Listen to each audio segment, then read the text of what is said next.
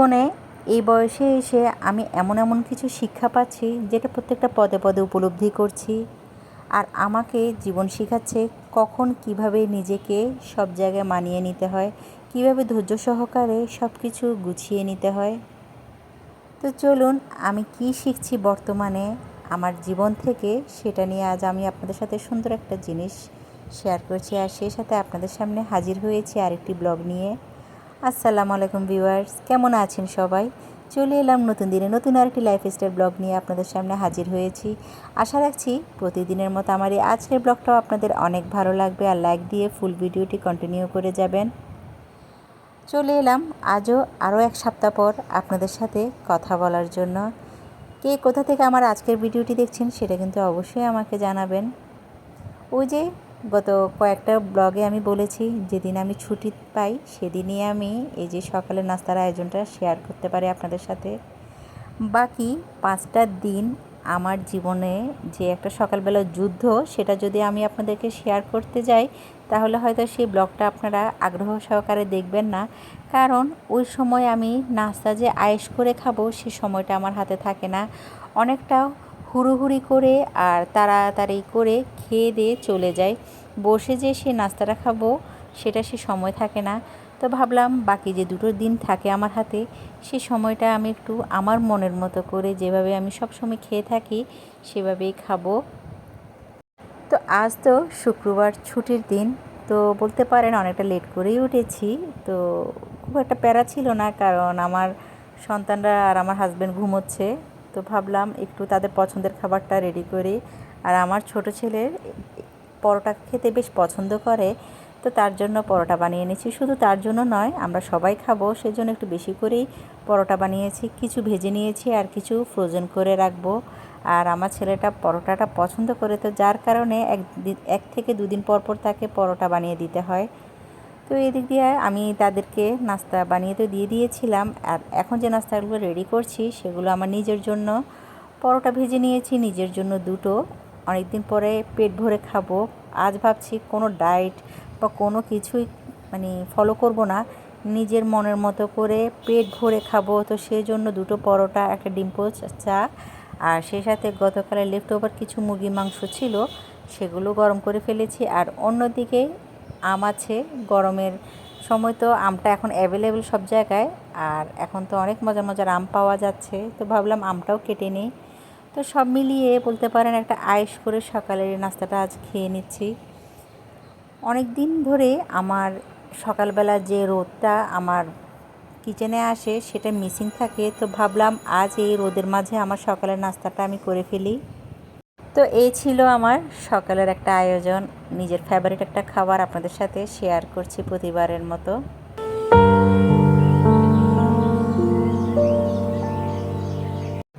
তো আজ তো যেহেতু ছুটির দিন ছিল আর অনেকটা রিল্যাক্সে ছিলাম আমি, তো ভাবলাম হাতে যে সকল কাজগুলো পেন্ডিং আছে সেগুলো করে ফেলি। ইদানিং জব করার পর থেকে আমার ঘর যে এত নোংরা হয়ে থাকে, এখন আর আগের মতো সেই টেক কেয়ার করার সেই সুযোগটা হয়তো আমি পাই না। তবে যতটুকু সময় আমার হাতে থাকে আমি চেষ্টা করি আমার ঘরটাকে পরিপাটি করে রাখতে। যেহেতু আজ ছুটির দিন ছিল, তো ভাবলাম সকাল সকাল আর ওয়েট না করে বসে না থেকে আমি আমার সংসারের কাজকর্ম শুরু করে দিই। যখন আমি আমার লিভিং রুমে এসেছি দেখলাম আমার সোফার কভারটা এত নোংরা হয়েছিল, তো ভাবলাম খুলে ফেলি, আর সেই সাথে আমার সোফাটাও আজ একটু ক্লিন করে ফেলি এই একটি ক্লিনার দিয়ে। তো যার কারণে মোটামুটি শুরু করে দিয়েছে আমার সংসারের কাজকর্মগুলো। তো চলুন, কাজ করতে করতে আপনাদের সাথে কিছু কথা শেয়ার করি। যখন আমি পুরোপুরি ফুল টাইম একজন গৃহিণী ছিলাম, তখন আমার এক ধরনের অভিজ্ঞতা ছিল মানুষ সম্পর্কে। কিন্তু এখন আমি যতই চাকরি করার পর থেকে যতই মানুষের সাথে মিশছি, আমার মানুষ সম্পর্কে ধারণাটা দিন দিন পাল্টে যাচ্ছে। আমরা যখনই যে পজিশনে থাকি তখনই আমরা বুঝতে পারি প্রত্যেকটা কাজের মহত্ব, এবং সেই কাজের যে সকল মুহূর্তগুলো আছে সেগুলোকে আমরা রিয়েলাইজ করার চেষ্টা করি। কেন কথাটা বলছি, যখন আমি একজন গৃহিণী ছিলাম তখন টিচারদের সম্পর্কে আমার এক ধরনের ধারণা ছিল। মনে হতো টিচাররা হয়তো স্টুডেন্টদের সাথে কোনো রকম জাস্ট পড়াটা স্কুলে দিয়ে দেয় বা নিজেদের মতো করে জাস্ট সময়টা কাটায়।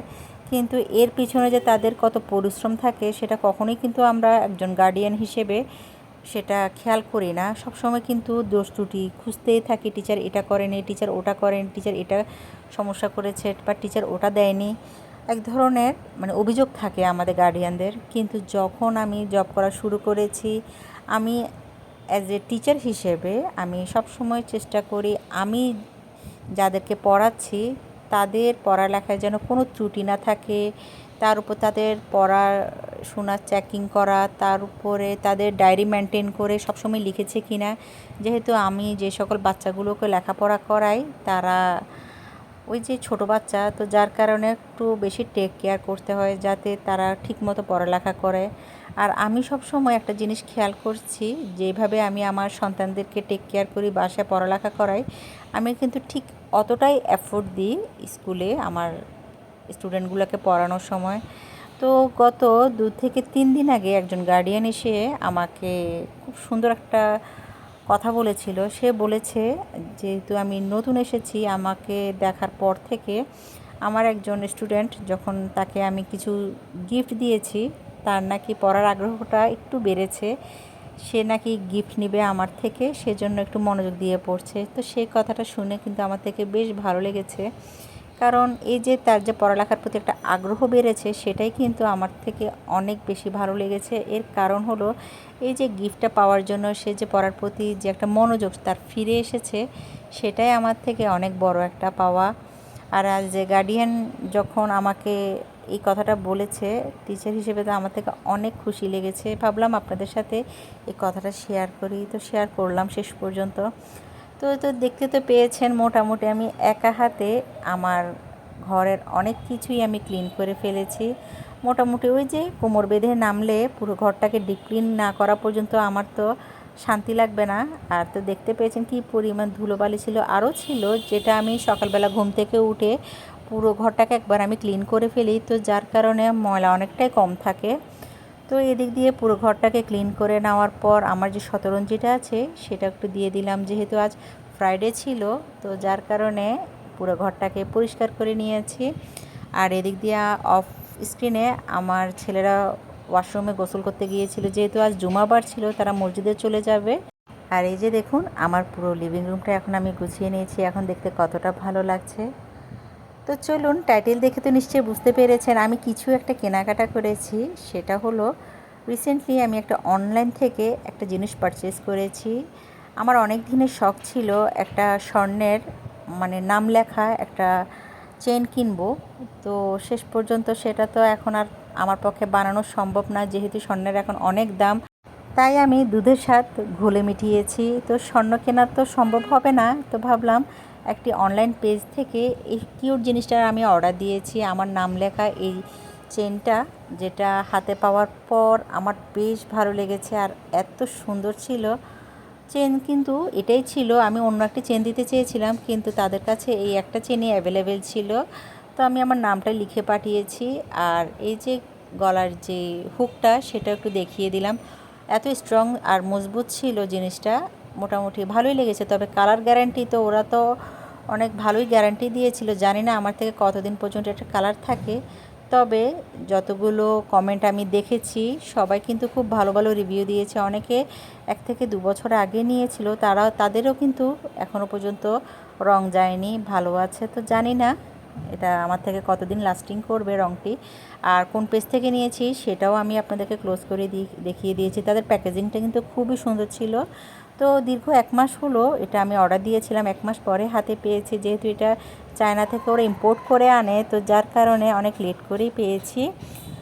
তো ওই যে এখন তো স্বর্ণ কেনা হাতের সাধ্যের মধ্যে নেই, তো স্বর্ণ না কিনলেও শক্ত চেষ্টা করেছি নিজের সামর্থ্যের মধ্যে রেখে পূরণটা করতে। তো চেষ্টা করলাম আমার শখটা এই যে অল্প দামের মধ্যে কিনতে, আর সেটাই করেছি। তো কাজ করতে করতে এত ক্ষুধা লেগে গিয়েছিল, ফ্রিজে টক দই ছিল, তো টক দইটা বের করে একটু ঠান্ডা ঠান্ডা টক দই বানিয়ে নিজের মতো খেলাম। আর একটু আগে যে জিনিসটা আমি দেখিয়েছি সেটা হলো পিঙ্ক সল্ট, যেহেতু আমি এখন চিনিটাকে একটু অ্যাভয়েড করি, তো পিঙ্ক সল্টটাই খেয়েছি। তো এই যে খেয়ে দিয়ে একটু চাঙ্গা করে শরীরটা আবার লেগে পড়লাম কাজে। এখন চলে এসেছি আমার বেডরুমে। অফ স্ক্রিনে আমি আমার ছেলের বেডরুমটাও কিন্তু গুছিয়ে নিয়েছি, সেটা আর শ্যুট নিচ্ছি না। তো গত কোরবানে আমি যে পর্দাগুলো লাগিয়েছি সেই পর্দাগুলো আজ একটু সরিয়ে ফেলবো ভাবলাম। যেহেতু নতুন করে বেডশিট বিছিয়েছি, তো পর্দাটা একটু চেঞ্জ করে ফেলি। আর একটা জিনিস খেয়াল করবেন, একটা রুমে বেডশিট বা পর্দা যদি একটু চেঞ্জ করা হয় তাহলে সেই রুমটা কিন্তু দেখতে বেশ ভালো লাগে। আর প্রিভিয়াস ব্লগে আমার একজন আপু আমাকে অনেক সুন্দর একটি কমেন্ট করেছিল, কমেন্টটা মনে আছে তবে তার নামটাই এই মুহূর্তে মনে নেই। তো সে আমাকে লিখেছে, আমি এত ব্যস্ততার মাঝেও কিভাবে এত সুন্দর করে ব্লগ ক্রিয়েট করি। আসলে আমার অনেক ধৈর্য আছে আর আমি অনেক পরিশ্রমী। ধৈর্য একসময় আসলে ছিল না, কিন্তু পরিশ্রমী ছিলাম আমি অনেক। সেটা কিন্তু বিয়ের আগে ছিলাম না, বিয়ের পর কিন্তু যথেষ্ট পরিমাণে পরিশ্রমী হয়েছে শ্বশুরবাড়িতে এসে। তবে ধৈর্যটা না সময়ের সাথে সাথেই চলে এসেছে। এখন আর আগের মতো কোনো কিছু না পেলে বা কোনো কিছু না করতে পারলে এখন আর মন খারাপ হয় না। এখন ধৈর্য ধরি, ভাবি সময়ের সাথে সাথে হয়তো পেয়ে যাব, আল্লাহর কাছে ভরসা রাখি সেই জিনিসটা। তো এই যে দেখুন, পর্দাটা দেওয়ার পর দেখতে কতটা সুন্দর লাগছে এখন আমার পুরো রুমটা। আর সেই সাথে বেডরুমটা একটু সুন্দর করে গুছিয়ে নিয়েছি। আর এই লাইটটা খুব একটা জ্বালানো হয় না, যখন আমি শ্যুট নিই তখনই আমি কিন্তু আমার এই বেডের পাশে ল্যাম্পটা জ্বালিয়ে রাখি, তখন কিন্তু আমার থেকে বেশ ভালো লাগে। ক্ষণিকের জন্য হলেও আমার যে শখের কাজগুলো সেগুলো আমি করতে পারি। তো ভাবলাম যেহেতু আজ আমি পুরো ঘরটাকে ডিপ ক্লিন করার একটা চেষ্টায় নেমেছি, সব তো করেই ছাড়বো, কারণ বাকি 4 থেকে 5 দিন আমার এগুলো করা হবে না। তখন শুধু উপর থেকে একটু ভালোভাবে ঝেড়ে ঝুড়ে পরিষ্কার করব। তো হঠাৎ করে খেয়াল করলাম আমার যে গ্লাসটা আছে মানে ড্রেসিং টেবিলের, সেটাও বেশ নোংরা হয়েছিল। তো ভাবলাম সেটাও ক্লিন করে ফেলি। মোটামুটি আমি আমার ঘরের 80% কাজই আমি ফিনিশ করে ফেলেছি, আর সেটাও আপনাদের সাথে দেখানোর চেষ্টা করেছি। একটা ঘরে কিন্তু কাজ কম থাকে না, তারপরেও কিন্তু আমাদের গৃহিণীদেরকে এই কাজগুলো করে নিতে হয়। আমি না থাকলে কিন্তু এই কাজগুলো কেউ করে রাখবে না। তো নিজের ঘরের জিনিসগুলোকে তো নিজেকেই গুছিয়ে রাখতে হবে, তাই না? যতই কষ্ট হোক না কেন। তো আমার বারান্দায় এই গাছটা বেশ কিছুদিন ধরে ছিল, আজ সকালেই এনেছি কিছুক্ষণ আগে। তো গাছের পাতার মধ্যে এত ধুলোবালি জমেছিল, তো সেটাও একটু ক্লিন করে নিয়েছি। আর সেই সাথে সব কিছু নতুন করে চেঞ্জ করার পর দেখতে এত ভালো লাগছে। তো আমি তো জানি না আমার এই ব্লগটা এখনও পর্যন্ত আপনারা কন্টিনিউ করছেন কি না। যদি ভালো লেগে থাকে অবশ্যই আমার এই ভিডিওটিতে একটি লাইক প্রেস করে সুন্দর একটি গঠনমূলক কমেন্ট করে যাবেন। আর সেই সাথে আপনি যদি আমার চ্যানেলে নতুন হয়ে থাকেন অবশ্যই সাবস্ক্রাইব করে পাশে থাকা অল বেল বাটনটি প্রেস করে রাখবেন। আর এই কাজটি যারা করে ফেলেছেন সকলকে অসংখ্য ধন্যবাদ জানাচ্ছি। শখ জিনিসটা আসলে পুষে রাখতে নেই, শখ জিনিসটা সাধ্যের মধ্যে পূরণ করে নেওয়া উচিত। তবে আমি কখনোই মানে যে জিনিসটা আমার শখ পূরণ হবে না, দামি দামি জিনিসের স্বপ্ন দেখি না। আমার স্বপ্নটা সবসময় অল্প জিনিসের মধ্যে সীমাবদ্ধ থাকে, যে জিনিসটা আমার পক্ষে পূরণ করা সম্ভব। আর সেটা করতে পারলেই কিন্তু আমার থেকে বেশ খুশি লাগে। আমি জানি না আমার মতো এমন কারা আছেন। তো এই দিক দিয়ে আমার বেডরুমে সব কিছু যখন নতুন করে গুছিয়েছি, সেই সাথে সব কিছু একটু নতুন করে সাজানোর পর এই হলো আমার ফুল ওভারভিউ আমার বেডরুমের। আপনার থেকে কেমন লেগেছে সেটা কিন্তু অবশ্যই আমাকে জানাতে ভুলবেন না।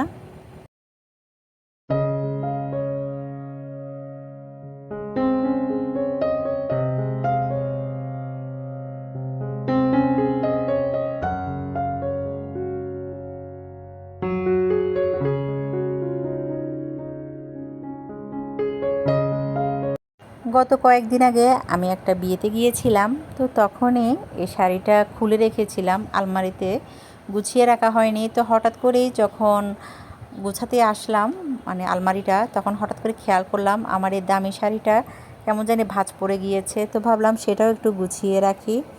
তো হঠাৎ করে আমার একজন আপুর কথা মনে পড়েছিল। গত 1 মাস আগে আমার এই শাড়ির ভিডিওটা দেখে আমার একজন আপু কিন্তু কমেন্ট করেছিল এই শাড়িটা আমি কোথা থেকে নিয়েছি, যেহেতু তিনি চট্টগ্রামে ছিল। তো এই শাড়িটা আমি চট্টগ্রামের টেরি বাজারের মনে রেখো যে শপিং মলটা আছে সেখান থেকে নিয়েছি। আর এটা প্রাইস নিয়েছিল আমার থেকে প্রায় 9,000 টাকা। আর যে অর্নামেন্টসগুলো এটার সাথে আমি কিনেছি সেই অর্নামেন্টসের প্রাইস নিয়েছিল 10,000 টাকা। তো মোটামুটি বলতে পারেন একটা বিয়েতে কিন্তু চেষ্টা করি রিলেটিভদের মধ্যে একটু খুব সুন্দর করে পরিপাটি করে যেহেতু সেখানে অনেক গেস্ট আসে আর অনেক রিলেটিভ থাকে। আর ওই যে শাড়ির সাথে এই এই অর্নামেন্টসগুলোও নিয়েছি। তো সেগুলো দেখলাম, সেগুলো কেন জানি মানে ময়লা হয়েছিল, এলোমেলো হয়েছিল। তো ভাবলাম সেগুলো একটু গুছিয়ে রাখি। আর আমার তো এই জিনিসগুলো টেক কেয়ার করার মতো কেউই নেই, যেহেতু আমার পরে আমার তো 3টেই সন্তান, ছেলে সন্তান। আমার কোনো মেয়ে সন্তান নেই। হয়তো ছেলের বউরা আসলে তাদের জন্য এই জিনিসগুলো রাখা হবে। আমি জানি না তারা কতটুকু এগুলো পরবে আর কতটুকু টেক কেয়ার করবে। তো এদিক দিয়ে সব কিছু গুছিয়ে মোটামুটি হাতে বেশ খানিকটা সময় ছিল। তো 2 রকমের তরকারি রান্না করেছি আর সেই সাথে সবজিও রান্না করে ফেলেছি। মোটামুটি এখন আর কিন্তু শুক্রবারে আমার বিরিয়ানি রান্না করাটা কিন্তু হচ্ছে না। চেষ্টা করি একটু সবজি টবজি বা মাছ জাতীয় তরকারি রান্না করার জন্য। তো এবারও একটু ভেন্ডি ভাজি করেছি চিংড়ি মাছ দিয়ে, সেই সাথে রুই মাছ আর মুরগির মাংস রান্না করেছিলাম। তো এই ছিল আমার শুক্রবারের দুপুরের আয়োজন। মোটামুটি পরিবারের সবাই মিলে আলহামদুলিল্লাহ আয়েশ করে মজার খাবারগুলো খেয়েছি। তো এই অবস্থায় সব কিছু রেখে আমি ফ্রেশ হয়ে নামাজ পড়ে তারপরে আমরা সবাই একসাথে এই খাবারগুলো খেলাম। তো টেবিলে যে বসে খেয়েছি সেটার আর শ্যুট নেওয়া হয়নি। তো যেহেতু সেদিন বিকেলবেলা একটু হাতে সময় ছিল, আমার ছেলেদের পছন্দের একটা খাবার বানিয়েছি। আর প্রিভিয়াস ব্লগে তো আমি কাবাব আর পুডিং বানিয়েছি। আর এই শুক্রবার আমি চেষ্টা করেছি আমার ছেলেদের জন্য গোলাপ জামুন মিষ্টি বানাতে, কারণ অনেক দিন হলো আমারও কেন জানি ওই যে মিষ্টি না খেতে খেতে ইচ্ছা করে না মিষ্টি জাতীয় কিছু বানাতে। কিন্তু সেদিন না খুব ক্রেভিং উঠছিল মিষ্টি খাওয়ার জন্য। তো ভাবলাম বানিয়েই ফেলি, যেহেতু আমি হোমমেড গোলাপজাম মিষ্টি তারপরে রসগোল্লা এগুলো বানাতে পারি। তো ছেলেরাও খুশি হবে আর আমিও খেতে পারবো। তো সেজন্য 1 কাপ দুধ দিয়ে ঘরে যা যা উপকরণ ছিল সেগুলো দিয়ে খুব সহজ এবং খুবই মজা করে আমি এই যে গোলাপ জামুন মিষ্টিটা বানিয়ে ফেলেছি। আমি কিন্তু এর আগেও আপনাদেরকে অনেকবার শেয়ার করছি, তো আজ আর শেয়ার করছি না। তবে এই মিষ্টি বানানোটা কিন্তু অনেক সহজ। আপনারা কিন্তু বাসায় বিভিন্ন ধরনের ইউটিউবে রেসিপি দেয় অনেক আপুরা, তো সেটা দেখে কিন্তু বানিয়ে নিতে পারেন। আসলে মানুষের জীবনে অসম্ভব বলতে আসলে কিছুই নেই। চেষ্টা করলে কিন্তু সব কিছুই বানানো সম্ভব, যদি আপনার হাতের কাছে সব কিছু অ্যাভেলেবেল থাকে। আর এই যে একটু তেলে ভেজে নিয়েছি, আমি না একটু হুড়োহুড়ি করে একটু চুলার আঁচ বাড়িয়ে দিয়েছিলাম, তো যার কারণে একটু লেগে গিয়েছিল। তো মিষ্টিটা ভাজতে ভাজতে আমি চুলার অন্য পাশে শিরাটা রেডি করে ফেলছি। আর এই শিরাটা আমি 2 কাপ চিনি দিয়েছি পরিমাণ মতো পানির সাথে, আর এখানে 2 কাপ পানির সাথে কিন্তু 2 কাপ চিনি দিয়েছি। তো শিরাটা প্রায় প্রথম বলক দেওয়ার সাথে সাথে কিন্তু মিষ্টিগুলো তেল থেকে উঠিয়ে আমি শিরার মাঝে দিয়ে দিয়েছি। এর ফাঁকে কিন্তু ঢাকনাটা দিয়ে 10 মিনিট রেখে দিয়েছি এভাবে। আর এই যে ঠান্ডা হয়ে যাওয়ার পর মিষ্টিটা মাশাআল্লাহ খুব রসালো হয়েছিল আর খেতেও কিন্তু বেশ ইয়ামি হয়েছে। আর এই যে দেখুন কালারটা কতটা সুন্দর এসেছে। তো এই ছিল আমার আজকের ব্লগ, আশা করি ভালো লেগেছে। দেখা হবে নেক্সট ব্লগে। সবাই দোয়া করবেন আমার জন্য। আল্লাহ হাফেজ, আসসালামু আলাইকুম।